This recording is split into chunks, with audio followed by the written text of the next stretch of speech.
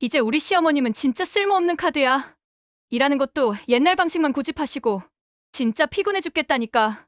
솔직히 어머님 없으면 우리가 더 자유롭게 할 수 있는데 나와서 자꾸 감시하는 것 같고 진짜 피곤하고 거슬려 죽겠어. 30년 한 게 뭐 대수라고. 지금은 지금이잖아. 그리고 솔직히 어머님이 계시니까 내가 주인 노릇도 제대로 못하잖아. 이번 기회에 확실히 하려고. 어머님은 이제 집에서 쉬시는 걸로 하고 우리가 완전히 넘겨받을 거야. 배울 마음이 없는 사람한테는 나도 가르쳐줄 마음 따위 없다. 그리고 말끝마다 이제 쉬라고 하는데 나를 뒷방 노인네 취급하면서 쉬라고 물 떠놓고 빌었겠지. 아니야. 오늘의 사연은 30년 동안 새벽 4시부터 육수 우리고 반죽 치대며 동네에서 소문난 손수제비 집을 일궈온 어머니. 40이 다 되어 늦은 나이에 결혼을 한 아들을 위해 2호점까지 내주며 레시피와 운영 노하우를 가르쳐 주려 했던 어머니. 하지만 며느리는 배우려고 하지도 않고 그저 시어머니를 하인처럼 부리기 시작하고 단골들과 거래처 앞에서는 자신이 주인인 양 행세했습니다. 허리를 다쳐 잠깐 쉬는 사이 우연히 들은 며느리의 막말. 하지만 며느리가 모르는 게 있었습니다. 30년 가게의 진짜 비밀과 어머니의 진짜 힘을요. 과연 어머니의 복수는 어떻게 이루어졌을까요? 지금부터 함께 들어주세요. 이야기가 궁금하시다면 구독과 좋아요 꼭 눌러주세요. 안녕하세요. 제 이름은 정미자고 부천에 살고 있습니다. 올해 64이에요. 제가 며느리한테 쓸모없는 카드라는 말을 들었다면 믿으시겠어요? 정말 그렇게 들었습니다. 제 귀로 똑똑히요. 그 말을 듣는 순간 30년 동안 쌓아온 모든 게 한순간에 무너지는 기분이었습니다. 이 모든 게 어떻게 시작됐는지 들어보세요. 제 가게는 미자네 손수제비라고 해서 이 동네에서는 소문난 맛집이에요. 30년 전 남편이 공장에서 다쳐 갑자기 세상을 떠났을 때 차린 작은 가게입니다. 처음엔 정말 힘들었어요. 새벽 4시에 일어나서 육수부터 우리고 밀가루 반죽 치대고 수제비 뜯고 손님 하나 없어서 하루 종일 기다리는 날도 많았죠. 그런데 정성으로 하다 보니까 맛있다고 소문이 나기 시작했어요. 육수가 깊고 수제비가 쫄깃하다고요. 특히 제가 우리는 육수는 정말 자신 있었어요. 하루 종일 우려야 그 맛이 나거든요. 그리고 수제비도 그냥 밀가루를 쓰는 게 아니라 제 나름대로 비율이 있을 정도입니다. 그렇게 조금씩 단골이 생기고 아들 민철이를 키울 수 있었죠. 민철이는 어릴 때부터 가게 일을 도왔어요. 학교 끝나면 와서 그릇 닦고 테이블 정리하고 정말 착하고 듬직한 아들이었습니다. 엄마, 제가 커서 이 가게 물려받을게요. 그러더라고요. 그러나 저는 아들이 더 큰 꿈을 가지길 바랬어요. 저처럼 이렇게 말고요. 민철이는 40이 다 되어 가는데 결혼 생각이 없어 보였습니다. 제가 얼마나 걱정을 했는지 몰라요. 민철아, 이제 결혼을 좀 해야 하지 않겠니? 엄마가 이제는 며느리 좀 보고 싶은데. 엄마, 요즘은 늦게 결혼하는 게 보통이에요. 걱정하지 마세요. 그러더니 작년에 갑자기 소개받은 여자가 있다고 하더라고요. 옳다구나 싶어 결혼하라고 했습니다. 그게 지금의 며느리 은정입니다.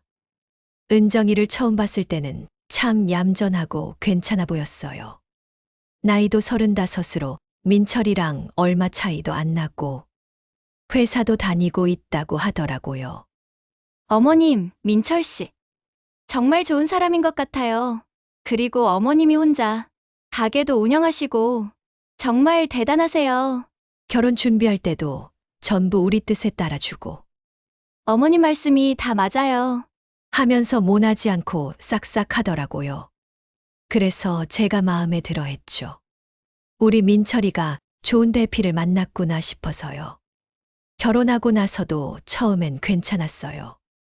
은정이가 가끔 가게에 와서 도와주기도 하고 말도 예쁘게 했습니다. 어머님 손맛은 정말 따라갈 수가 없어요.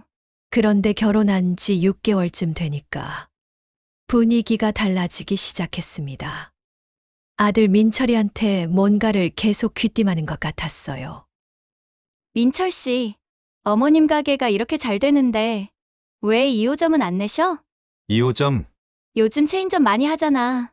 어머님 레시피랑 노하우면 충분히 할 수 있을 것 같은데. 그 말을 들었을 때 처음엔 기뻤어요. 며느리가 우리 가게를 높게 평가해 주는구나 싶어서요. 그런데 민철이가 저한테 와서 하는 말이 엄마, 2호점 한번 내보는 게 어떨까요?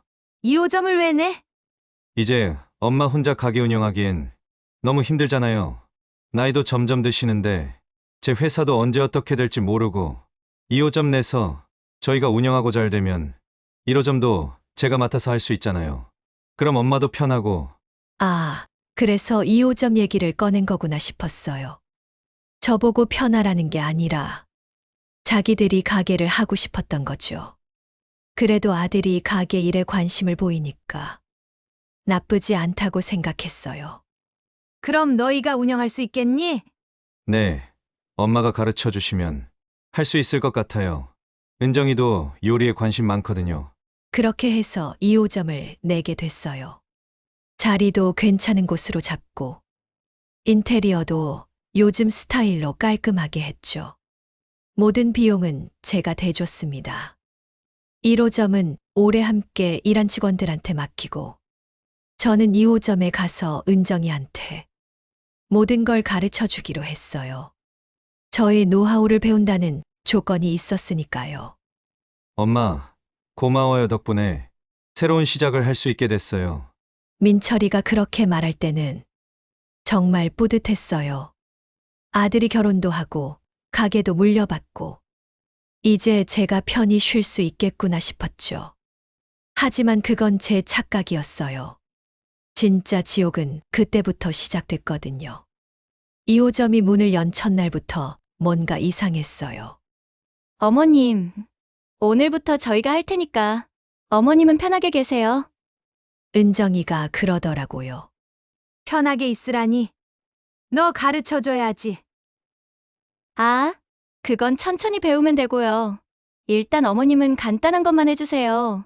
간단한 것만 하라니. 노하우를 가르쳐 주러 온 저는 무슨 영문인지 몰랐습니다.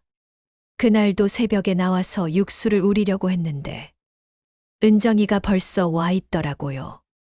어머님, 육수는 제가 할게요. 은정아, 육수는 노하우가 필요해. 괜찮아요.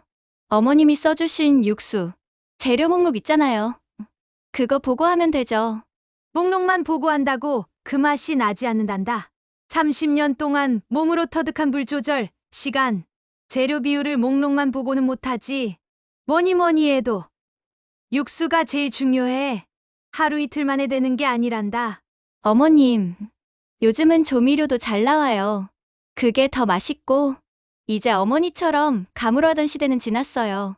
정말 어이가 없어서 말이 안 나왔지만 이제 시작이니 더 두고 보자 생각했습니다. 그날 오후 첫 손님이 오셨어요. 단골 박 사장님이었습니다. 사장님, 새로 내신 가게네요. 축하드려요. 그런데 은정이가 벌떡 일어나더니 제 앞을 가로막으면서 말했어요. 안녕하세요. 제가 이제 여기 사장이에요. 많이 찾아주세요. 아, 그럼 사모님이 이제 여기 사장이신 거예요? 네, 이제 제가 다 운영하고 있어요. 어머님은 그냥 이제 손 떼셨어요. 손을 뗐다니 제가 차린 가게에서 그런 소리를 들으니 참 당황스러웠습니다. 저는 아직 일할 수 있는데 왜 저를 그런 식으로 얘기하는지 도무지 알 수가 없었습니다. 그날 저녁 민철이한테 말했어요. 민철아, 은정이가 오늘, 엄마, 은정이가 뭐 잘못했어요? 아니, 잘못했다는 게 아니라 손님들한테 자기가 사장이라고 하더라고. 그럼 잘못된 거 아니잖아요. 이제 은정이가 하는 게 맞으니까요. 뭐? 엄마, 그냥 은정이한테 맡기세요. 엄마는 이제 좀 쉬셔야죠. 또 쉬라는 얘기예요. 저는 쉬고 싶다고 한 적이 없는데 왜 자꾸 쉬라고 하는지 어딘가 모르게 분위기가 묘하게 돌아갔습니다. 다음 날도 마찬가지였어요. 제가 주방에서 수제비를 뜯고 있는데 은정이가 와서 말했어요. 어머님, 수제비는 제가 할게요. 아직 손이 익숙하지 않을 텐데. 괜찮아요. 어제 어머님 하시는 거 봤거든요. 그냥 적당히 뜯으면 되는 거죠? 은정아, 수제비는 크기가 일정해야 하고. 어머님, 요즘 젊은 사람들은 오히려 모양이 다른 걸 좋아해요. 수제 느낌 나잖아요.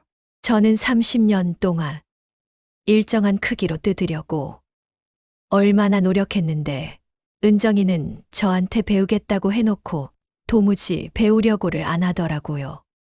그런데 그게 끝이 아니었어요. 점심시간에 손님이 오셨는데 그분이 수제비를 드시더니 고개를 갸웃하시더라고요. 사장님, 오늘 맛이 좀 달라졌네요. 그때 은정이가 나서더니 아, 레시피를 조금 바꿨어요. 요즘 트렌드에 맞게요. 트렌드요? 원래 맛이 더 좋았는데, 네. 금방 익숙해지실 거예요. 요즘 젊은 분들은 다 이런 맛을 좋아하세요. 그 손님은 반도 못 드시고 나가시더라고요. 20년 단골이셨는데 제가 은정이한테 조심스럽게 말했어요. 은정아, 단골 손님들은 원래 맛을 좋아하셔. 어머님, 단골분들만 생각하면 안 돼요. 새로운 손님들도 끌어야죠. 어머님 방식은 좀 예전 방식이잖아요. 30년 동안 쌓아온 노하우가 예전 방식이라니 이건 뭔가 잘못되어 가고 있다는 생각이 들기 시작했습니다. 그날 밤 저는 쉽게 잠을 이루지 못했습니다. 뭔가 점점 가게가 엉망이 되어 가고 있다는 묘한 느낌이 들었습니다. 하지만 그때까지만 해도 아직 초반이니 더 지켜보자 했어요. 제가 정말 순진했던 거죠.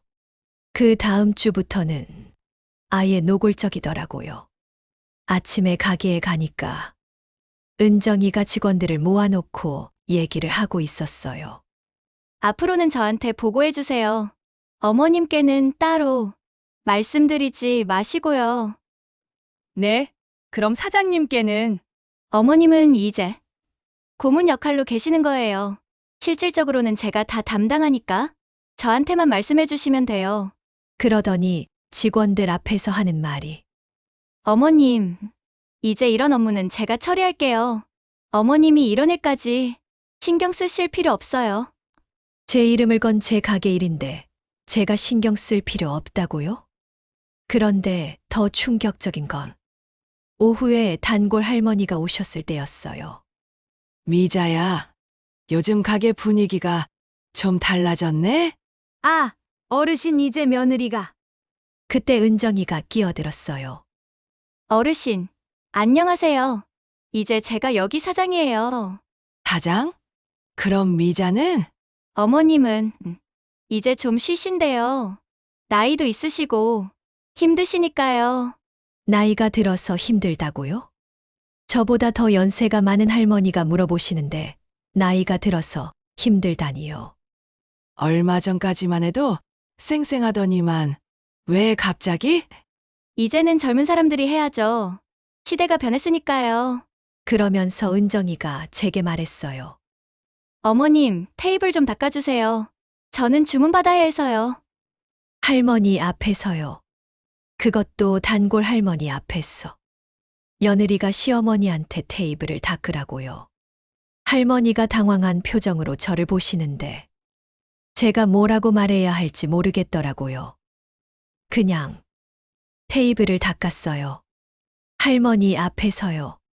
할머니가 나가시면서 제 손을 살짝 잡고 말씀하셨어요.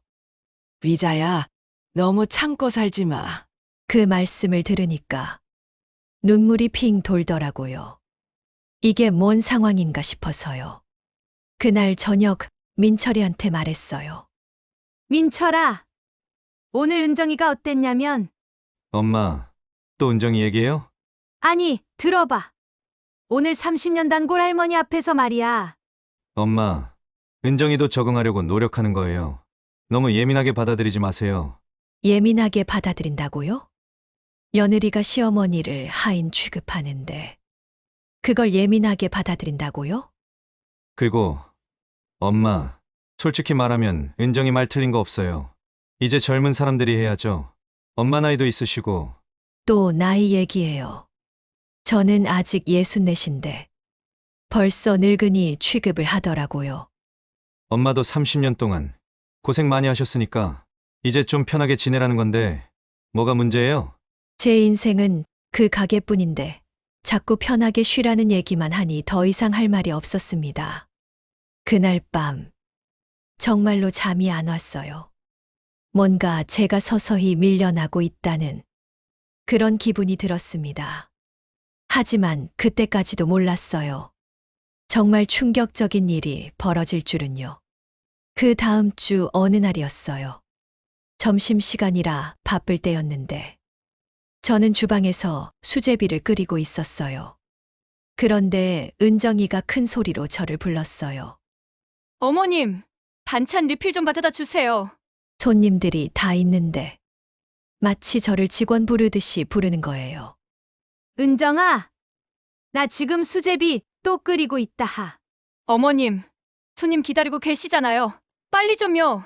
손님들이 다 쳐다보는 상황에서 또 저한테 명령을 하는 거예요. 할 수 없이 반찬을 가져다 줬는데 손님이 저한테 물어보시더라고요. 사장님, 그런데 요즘 맛이 예전 같지 않은데요? 그러자 은정이가 바로 끼어들었어요. 아, 저희가 레시피를 좀 업그레이드 했어요. 요즘 트렌드에 맞게요. 그런데 예전 맛이 더 좋았는데. 어머님 방식은 좀 올드해서 저희가 트렌드에 맞게 바꾼 건데 자주 오시면 적응되실 거예요. 손님 앞에서 제 방식이 올드하다고요? 그럼 이제 예전 맛은 못 먹는 건가요? 앞으로는 저희 방식으로 할 예정이에요. 이제 시작이니까 자주 오시면 더 맛있어질 거예요. 그 손님도 결국 불만족스러운 표정으로 나가시더라고요. 그날 오후 체인점 문의 전화가 왔습니다. 다른 지역에서 저희 가게 프랜차이즈를 하고 싶다고요. 제가 전화를 받으려고 하는데 은정이가 확 달려와서 전화를 또 낚아챘어요. 네, 미잔의 손수제비입니다. 아, 체인점 문의요? 기존 사장님과 얘기하고 싶은데 아, 저예요. 이제 제가 여기 담당하고 있어요. 30년 전통이라고 들었습니다만 네, 맞아요. 그런데 이제 젊은 감각으로 업그레이드하고 있어요. 분명히 1호점을 뛰어넘을 겁니다. 전화를 끊고 나서 은정이가 저한테 말했어요. 어머님, 이런 중요한 일은 제가 처리할게요. 어머님이 하시면 좀 복잡해질 수 있거든요. 30년 동안 제가 쌓아온 신뢰와 노하우가 도대체 어떤 걸 복잡하게 만들까요? 그날 저녁은 도저히 참을 수가 없어 민철이한테 따져봤어요. 민철아, 네 마누라 지금 뭐 하는 거야? 엄마, 도대체 또 뭐가 문제예요? 체인점 문의 전화까지 가로채면서 나를 완전히 무시하고 있어. 사람들 앞에서 나한테 명령하고 내가 무슨 자기가 부리는 아랫사람도 아니고 이건 아니잖니? 엄마, 은정이가 열심히 하는 거잖아요. 좋은 거 아니에요? 좋다고? 내가 30년 동안 쌓아온 걸 무시당하는데 그게 좋다고? 엄마, 시대가 바뀌었어요. 또 그 말이에요. 시대가 바뀌었다고. 그리고 솔직히 엄마도 이제 뭐 좀 쉬셔야 할 때 아니에요? 은정이한테 맡기고 편하게 지내세요. 편하게 지내라고? 내 인생 전부가 담긴 곳인데 너희 마음대로 하게 놔두고 편하게 지내라고? 그 순간 깨달았어요. 이 아이들이 저를 어떻게 생각하고 있는지를요. 그냥 방해가 되는 늙은이. 얼른 물러나야 할 골치 아픈 존재 말이에요. 그 후로는 아예 더 대놓고 저를 뒷방노인 취급을 하기 시작했습니다. 어머님, 주방은 이제 제가 전반적으로 관리할게요. 마음대로 하지 않으셨으면 해요. 은정이가 아침에 오자마자 하는 말이에요. 뭐 육수랑 다 내야지. 어머님, 주방은 이제 제가 할 수 있어요. 어머님은 그냥 계세요. 보는 눈이 많아 할 수 없이 홀에서 일했는데 은정이가 하는 행동을 보니까 정말 기가 막혔어요. 어머님, 물 좀 갖다 주세요. 어머님, 휴지 떨어졌어요. 어머님, 바닥에 뭐 떨어졌는데 치워주세요. 마치 저를 직원처럼 부리는 거예요. 아니, 직원보다 못하게요. 저는 그냥 주방으로 들어갔어요. 더 이상 손님 앞에서 창피를 당하고 싶지 않아서요. 설거지를 하면서 눈물이 났어요. 30년 동안 이 가게를 키워놨는데 이제 며느리 앞에서 설거지나 하는 신세가 된 거예요. 이런 상황은 계속적으로 반복되었습니다. 오후에 거래처에서 온 사람이 사장님, 계약서 관련해서 얘기 좀 하려고 왔습니다. 그러자 은정이가 벌떡 일어나더니 제 앞을 완전히 가로막았어요. 저예요. 대표인 저랑 얘기하세요. 그런데 기존 계약서에는 아, 그건 이제 무효예요. 어머님은 이제 거의 은퇴하신 거나 다름없어요. 앞으로는 모든 업무를 제가 담당할 예정이니까 저하고만 얘기하시면 돼요. 점점 가관이었습니다. 그러던 어느 날이었어요. 평소처럼 새벽에 나와서 준비를 하고 있었는데 무거운 포대를 옮기다가 순간 허리에 전기가 흐르는 것 같은 통증이 왔어요. 아이고! 순간 주저앉을 뻔했는데 겨우 참고 버텼어요. 하지만 하루 종일 허리가 아파서 제대로 서 있기도 힘들었어요. 어머님, 괜찮으세요? 은정이가 물어보는데 목소리에 걱정은 전혀 없더라고요. 오히려 뭔가 기다렸다는 듯한 느낌이었습니다. 응, 괜찮아. 어머님, 나이 드시니까 이런 일이 생기죠. 좀 쉬시는 게 어때요? 아니야, 괜찮아. 하지만 정말 힘들었어요. 허리가 끊어질 것 같고 다리에 힘도 안 들어가고 손님들도 알아차리시더라고요. 정 사장, 많이 아픈 것 같은데 병원 좀 가봐요. 단골 할아버지가 걱정해 주시니까 은정이가 바로 나서더라고요. 어머님이 좀 무리하신 것 같아요. 이제 저희가 다 맡아 하고 있으니까 어머님은 제발 들어가서 좀 쉬세요. 그 순간 왠지 모르게 서러움이 밀려왔지만 꾹 참았습니다. 은정아, 나 오늘 먼저 들어갈게. 네. 어머님 푹 쉬세요. 내일도 나오지 마시고요. 제가 충분히 할 수 있으니까 걱정 말고 푹 쉬세요. 집에 와서 파스 붙이고 누워 있는데 허리 아픈 것보다 마음이 더 아팠어요. 이제 진짜 저를 밀어내려는구나 싶어서요. 저녁에 민철이가 퇴근해서 들어왔어요. 엄마, 괜찮아요? 은정이한테 들었어요. 응, 무거운 거 옮기다가 허리를 좀 삐끗했어. 그러게 좀 쉬시라니까요. 엄마도 이제 나이가 있는데 뭐하러 자꾸 나가세요? 또 그 얘기였습니다. 민철아, 그래도 내 이름을 건 내 가게인데 어떻게 그래? 엄마, 무리하지 마세요. 은정이가 다 잘하고 있어요. 은정이가 다 잘한다고요? 수제비 맛도 바뀌고 단골들 표정도 이상한데요. 그냥 좀 쉬세요. 가게는 우리가 알아서 해요. 그날 아들이 이제 좀 쉬세요라고 하는 말에 정말 기분이 안 좋았어요. 뭔가 이상하다는 생각이 들어서요. 제가 쉬고 싶다고 한 적도 없는데 왜 자꾸 쉬라고 하는 건가 싶어서요. 다음 날 저녁 가게 문 닫을 시간에 맞추셔. 어떻게 하고 있나 2호점에 가봤어요. 그런데 가게 뒤쪽으로 돌아서 들어가려고 하는데 목소리가 들려왔어요. 민철이와 은정이가 얘기하는 소리였어요. 여보, 정말 잘 됐다. 뭐가? 어머님 허리 다친 거 말이야. 이제 나오지 말라는 핑계가 생겼잖아. 은정아, 그래도 엄마가 해오신 세월이 있는데 왜? 사실이잖아. 어차피 요즘 맨날 아프다고 하시는데 이번 기회에 확실하게 정리하는 게 나아. 사장이 2명이면 다들 혼란스럽고 나도 힘들어. 이제 완전히 우리께 된 거야. 어머님은 집에서 편히 쉬시면 되고. 그런데 엄마가 가만히 있을까? 뭐 어쩔 수 있어? 이미 가게는 우리가 다 하고 있고 손님들도 이제 우리를 사장으로 알고 있잖아. 그리고 솔직히 어머님 연세도 있으시고 계속 이렇게 하시다가 큰 사고라도 나면 더 골치 아파. 그 순간 정말 모든 게 명확해졌습니다. 마침 허리 다친 걸 핑계로 저를 완전히 밀어내려는 거였어요. 하지만 이 아이들이 모르는 게 있었어요. 이 가게의 진짜 비밀을 말이에요. 다음 날 허리가 아파도 참고 가게에 나갔어요. 뭘 작당하고 꾸미는지 확인하고 싶어서요. 어머님, 왜 나오셨어요? 쉬시라고 했잖아요. 은정이가 못마땅하다는 표정으로 말했어요. 내 가게인데 내가 왜 못 나와? 어머님, 건강이 우선이죠. 가게는 저희가 잘하고 있어요. 근데 육수 색깔이 왜 이렇게 연해? 아, 요즘 사람들이 진한 걸 안 좋아해서 조금 연하게 했어요. 은정아, 이건 어머님, 계속해서 말씀드리지만 새로운 손님을 늘리려면 젊은 사람들 입맛도 생각해야죠. 어머님 방식은 옛날식이에요. 일단 두고 봤습니다. 저녁에 허리가 너무 아팠어. 집에 먼저 들어가려고 나왔다가 놓고 나온 물건을 챙기려고 가게 뒤쪽으로 갔을 때였어요. 은정이 목소리가 들려왔어요. 통화를 하고 있더라고요. 이제 우리 시어머님은 진짜 쓸모없는 카드야. 저는 그 자리에 얼어붙었어요.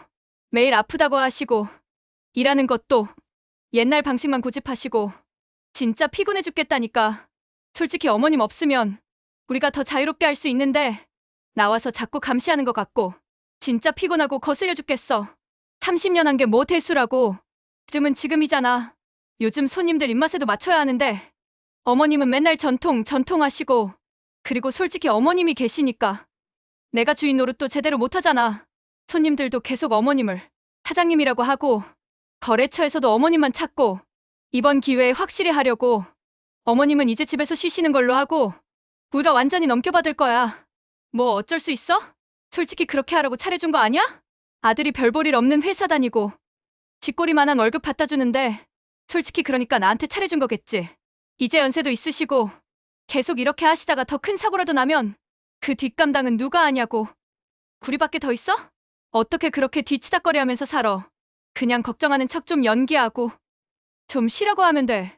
가게는 우리가 잘하고 있으니까 걱정하지 말라고. 그럼 이제 진짜 우리 가게야. 그 자리에서 정말로 한 발자국도 움직일 수 없었습니다. 어떻게 저런 말을 하는지 그동안 저를 그런 식으로 생각해왔다는 사실에 적잖은 충격을 받았습니다. 그날 밤 잠이 안 와서 이것저것 생각해봤어요. 30년 전 처음 가게를 시작했을 때부터 지금까지의 모든 일들이 머릿속을 스쳐 지나갔어요. 어려운 시절에도 포기하지 않고 하나하나 쌓아올린 모든 것들이요. 그리고 어떻게 가게를 다시 되찾을지 고민했습니다. 일단 그 아이들이 놓친 게 있어요. 첫째, 이 가게의 모든 권리는 아직 제 이름으로 되어 있다는 것. 둘째, 진짜 레시피와 노하우는 제 머릿속에만 있다는 것. 셋째, 30년 동안 단골들과의 신뢰는 하루아침에 무너질 수 없다는 것. 그리고 가장 중요한 건 제가 아직 살아있다는 거예요. 다음 날 허리 아픈 걸 참고 가게에 나갔어요. 이번엔 확실히 확인하고 싶어서요. 어머님 또 나오셨네요? 은정이 목소리에 짜증이 묻어났어요. 응, 괜찮아.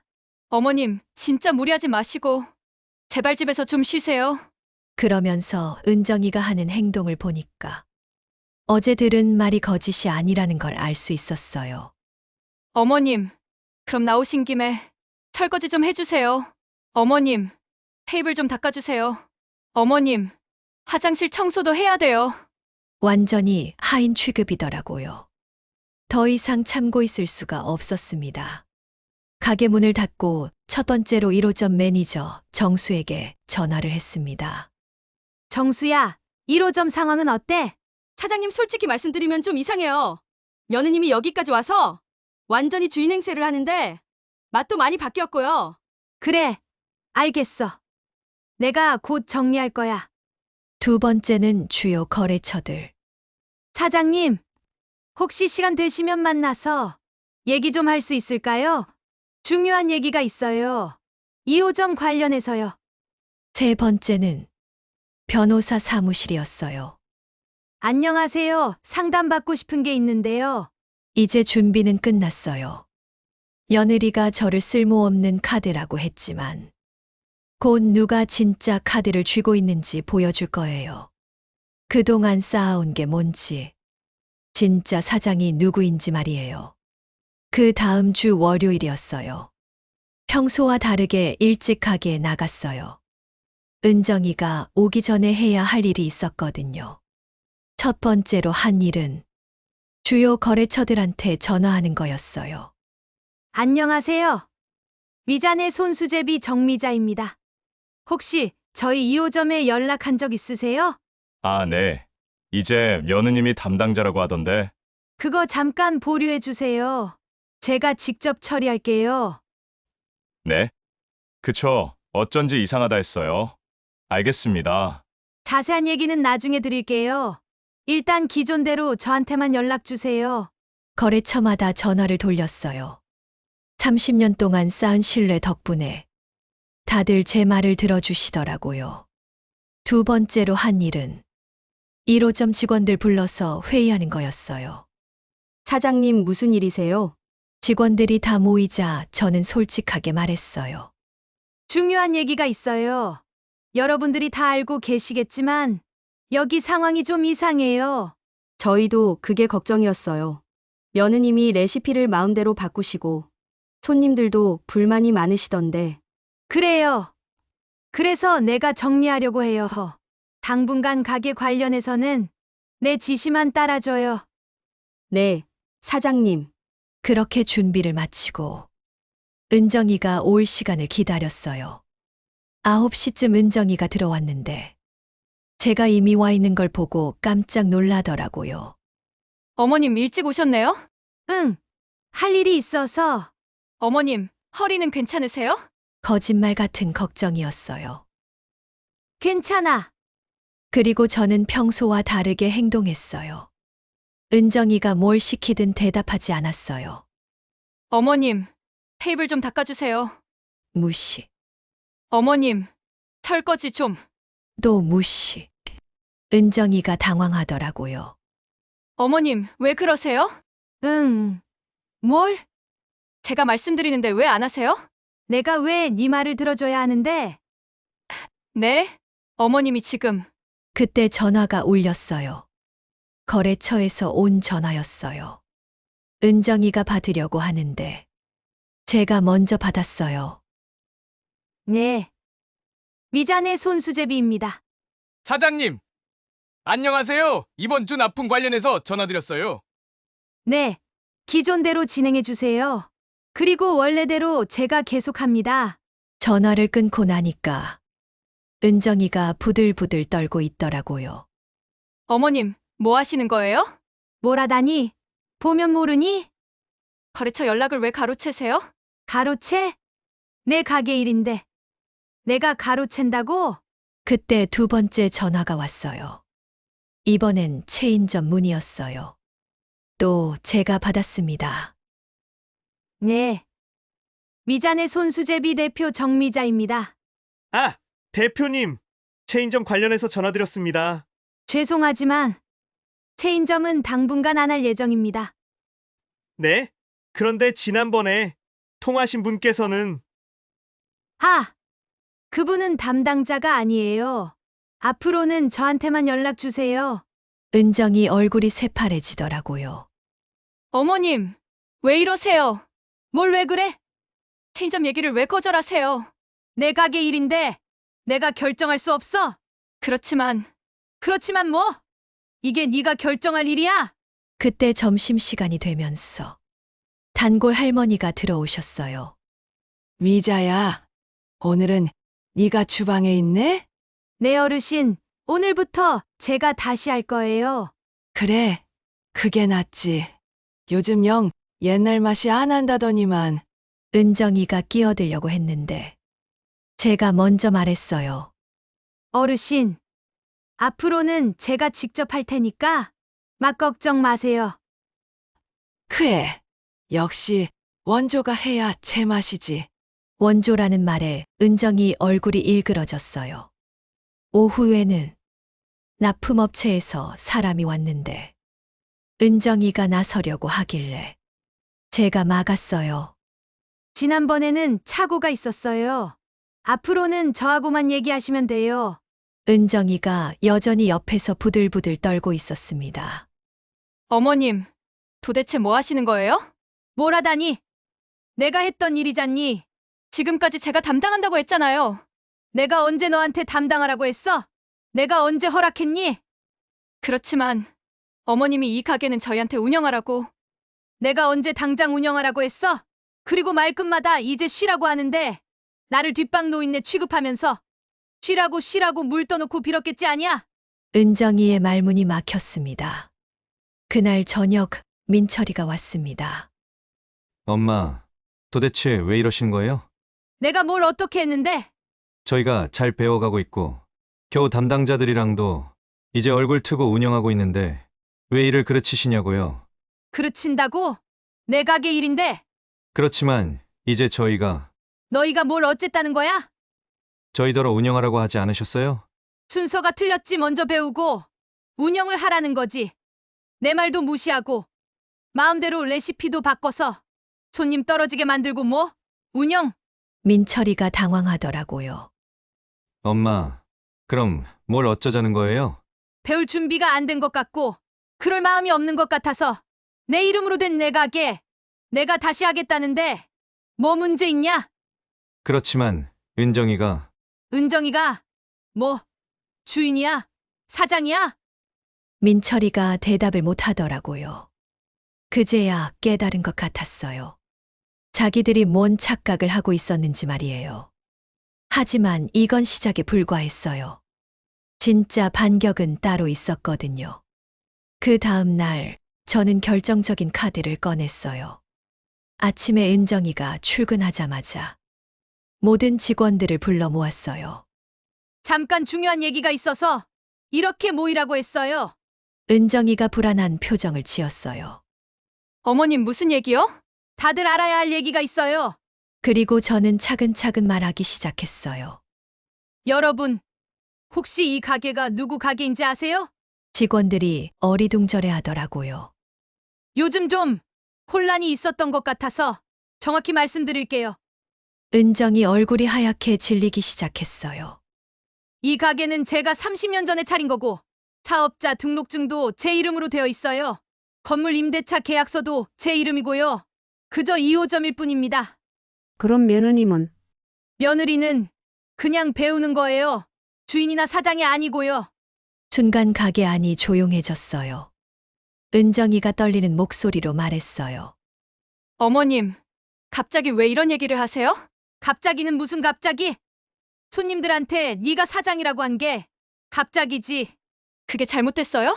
거래처에 네가 대표라고 한 것도 갑자기고. 어머님, 그건 어머님이 쉬신다고 해서.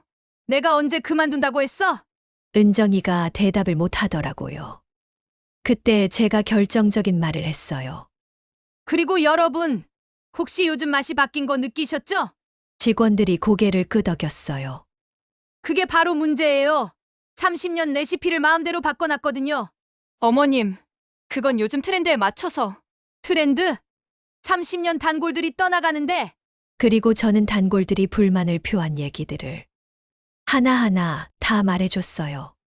김 사장님도 맛이 이상하다고 하셨고 박 어르신도 예전 맛이 좋다고 하셨어. 그분들뿐만이 아니라 다들 예전 맛이 훨씬 더 좋다고 하던데 어떻게 생각하니? 직원들이 웅성거리기 시작했어요. 그래서 오늘부터 다시 원래대로 할 거예요. 원래 레시피, 원래 방식으로요. 은정이가 벌떡 일어났어요. 어머님, 그럼 지금까지 제가 한 건 뭐예요? 뭘 했는데? 가게 운영하고, 손님 맡고. 아, 그거? 고마워. 그런데 이제 됐어. 네가 한 몫은 시급 따져서 줄게. 됐다고요? 그래. 이제 내가 다시 할 거니까. 은정이가 울먹이더라고요. 어머님, 너무하시는 거 아니에요? 뭐가 너무해? 지금까지 저희가 열심히 했는데. 열심히? 내 가게를 뺏으려고 열심히 했겠지. 그 말에 은정이가 얼굴이 새빨개졌어요. 뭐라고요? 어젯밤에 들었어. 내가 이제 쓸모없는 카드라고 했지. 어머님, 그건. 그리고 완전히 너 있게 됐다고도 했지? 어머님, 그건 오해세요. 오해! 내 귀로 똑똑히 들었는데. 직원들이 다 충격받은 표정이었어요. 그리고 내가 은퇴했다고. 손님들한테 말한 것도 들었어. 30년 동안 내가 이 가게 하나 믿고 살아왔는데 그걸 하루아침에 뺏으려고 했니? 어머님, 정말 오해예요. 오해가 뭐야? 증거가 다 있는데. 그리고 저는 휴대폰을 꺼냈어요. 어젯밤 대화 녹음한 거 들어볼까? 은정이 얼굴이 하얘졌어요. 어머님, 쓸모없는 카드. 이제 진짜 우리 가게 이런 말들 기억나? 그때 민철이가 급하게 들어왔어요. 엄마, 무슨 일이에요? 이런 식으로 사람들 앞에서 은정이 면박을 주시면 어떡해요? 민철아, 너도 들어봐. 이 와이프가 뭐라고 했는지. 그리고 저는 민철이한테도 모든 걸 말해줬어요. 민철이도 할 말을 잃더라고요. 엄마, 저희가, 너희가 뭐 미안하다고? 네, 미안하면 끝이야? 그리고 저는 마지막 통보를 했어요. 오늘부터 이 가게는 완전히 내가 운영할 거야. 너희는 손 떼. 엄마, 그리고 1호점도 마찬가지야. 내 허락 없이는 발도 들여놓지 마. 배울 마음이 없는 사람한테는 나도 가르쳐줄 마음 따위 없다. 은정이가 울면서 말했어요. 어머님, 그럼 저희는 어떻게 살아요? 그건 너희가 알아서 해. 30년 전에 내가 그랬듯이. 냉정했지만 이제 더 이상 당할 수는 없었어요. 그날 이후 일주일 동안 정말 많은 일이 벌어졌어요. 우선 은정이는 더 이상 가게에 나오지 않았어요. 대신 저는 1호점 직원들과 함께 2호점을 완전히 새롭게 정비했어요. 레시피부터 다시 원래대로 바꾸고 서비스도 예전 방식으로 되돌렸어요. 그리고 모든 거래처들한테 연락해서 상황을 정리했어요. 단골 손님들도 하나둘 돌아오시기 시작했어요. 사장님, 이제야 예전 맛이 나네요. 김 사장님이 그러시더라고요. 네. 제가 직접 하니까요. 역시 원조가 해야 제맛이죠. 박 어르신도 오셔서 그러시더라고요. 요즘 며느리는 안 보이네? 네. 이제 제가 혼자 해요. 그게 낫지. 남이 손에 맡기면 맛이 변하는 법이야. 정말 맞는 말씀이었어요. 한편 민철이는 몇 번 연락을 했어요. 엄마, 한 번만 더 기회를 주세요. 기회를 뭘 더 줘? 저희가 잘못했어요. 다시는 그런 일 없게 할게요. 다시는 이미 늦었어. 그럼 저희는 정말 어떻게 살아요? 그건 너희가 알아서 해. 나이가 40이면 이제는 알아서 할 때도 됐잖아. 엄마, 그래도 하나밖에 없는 아들인데. 아들. 마누라가 엄마를 쓸모없는 카드라고 해도 가만히 있는 게 무슨 아들이냐? 민철이가 할 말을 잃더라고요. 은정이도 한 번 찾아왔어요. 울면서 빌더라고요. 어머님, 제가 정말 잘못했어요. 다시 한 번만 기회를 주세요. 은정아, 기회는 이미 충분히 줬어. 어머님, 그럼 저희는. 너희가 알아서 해. 쓸모없는 카드한테 더 이상 말해서 뭐라겠니? 그건. 친정 가서 돈 받아. 은정이가 아무 말도 못 하더라고요. 나중에 들으니까 민철이가 다니던 회사가 어려워져 어렵게 다시 이직을 했고 은정이는 파트타임으로 일한다고 하더라고요. 그리고 저는 다시 제 가게의 진짜 주인이 됐어요. 1호점, 2호점 모두 제가 직접 관리하고 직원들도 모두 제 지시를 따라요. 무엇보다 단골들이 다시 돌아와 매일을 그 자리를 채워주니 정말 뿌듯했습니다. 그리고 요즘에는 정말로 체인점 문의가 많이 와요. 진짜 제 레시피와 노하우를 인정받은 거죠. 하지만 저는 신중하게 결정하려고 해요. 30년 동안 쌓아온 걸 함부로 넘겨주지 않으려고요. 30년 동안은 남편 없이 아들을 키우기 위해서만 살았다면 이제는 저를 위해서 살려고 합니다. 오늘도 새벽 4시에 일어났어. 육수를 우리고 반죽을 치대고 하지만 이제는 달라요.